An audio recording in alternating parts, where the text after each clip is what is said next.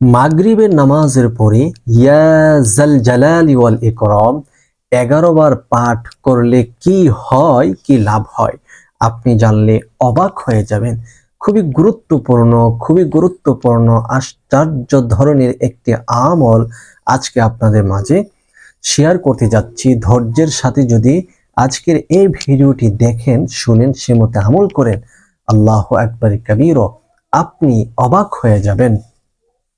আপনার কি চাওয়া আছে দুনিয়ার মধ্যে, সব চাওয়াই পূর্ণ হয়ে যাবে যদি আজকের এই নিয়মটা অনুসরণ করতে পারেন। সংসারের মধ্যে অভাব অনটনে আছেন, খুব টেনশনের মধ্যে আছেন, সকল অভাব দূর হয়ে যাবে। টেনশন, বালা, মুসিবত থেকে মহান আল্লাহ তাআলা আপনাকে হেফাজত করবে। ঘরের মধ্যে দুজন তিনজন মানুষ কাজকর্ম থাকা সত্ত্বেও, কামাই রুজি করার পরেও আপনার ঘর থেকে অভাব দূর হচ্ছে না। কেন সে এই অবস্থা, কি কারণ? আসুন আমরা জানি। প্রিয় দর্শক, হতে পারে আপনার কোনো শত্রু আপনাকে ব্ল্যাক ম্যাজিক করে রেখেছে, জাদু টোনা কুফরি কালাম করে রেখেছে আপনার ঘরে, আপনার রিজিকের মধ্যে তারা জাদুর প্রভাব ফেলে রেখেছে, যার কারণে আপনার ঘরে আর বরকত হচ্ছে না, শান্তি আসছে না। আপনি যদি চান এই আমলটি যদি আপনি করেন, তাহলে ইনশাল্লাহ ম্যাজিকের মতো আপনি ফলাফল দেখতে পাবেন। বিশ্বাস করতে যদি অবাক হয়, তাহলে আপনি আমলটি করে দেখেন কত কাজ হয়ে যাবে। এই আমলটি কিভাবে করবেন আসুন আমরা জানি। এই আমলটি করার জন্য সর্বপ্রথম আপনি নিজে পবিত্র হয়ে যাবেন, পবিত্রতা অর্জন করবেন, ওযু করে নেবেন।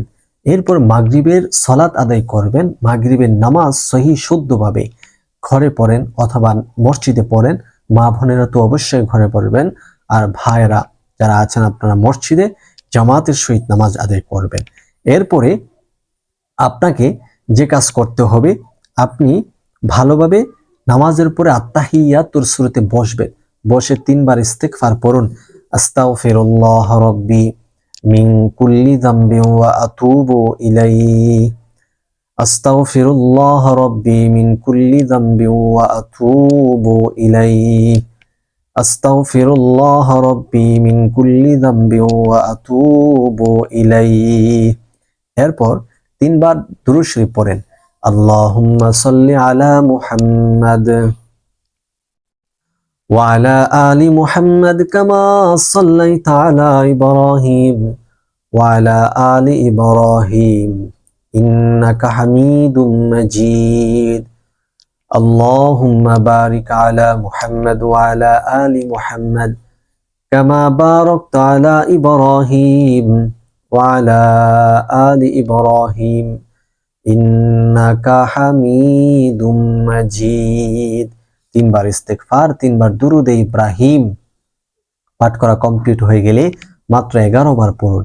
ইয়া যাল জালালি ওয়াল ইকরাম, ইয়া যাল জালালি ওয়াল ইকরাম, ইয়া যাল জালালি ওয়াল ইকরাম।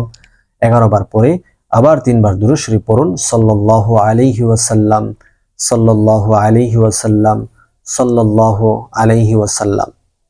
সম্মানিত দর্শক, তারপরে আল্লাহ তাআলার কাছে দুটো হাত তুলে দোয়া করবেন। আপনার কি চাওয়ার আছে, কি পাওয়ার আছে, কি বলতে চান আল্লাহর কাছে সব বলুন। ইনশাআল্লাহ আল্লাহ তাআলা আপনাকে পাই টু পাই সবকিছু দান করবে, যা কিছু দোয়ার মাধ্যমে আপনি চেয়েছেন।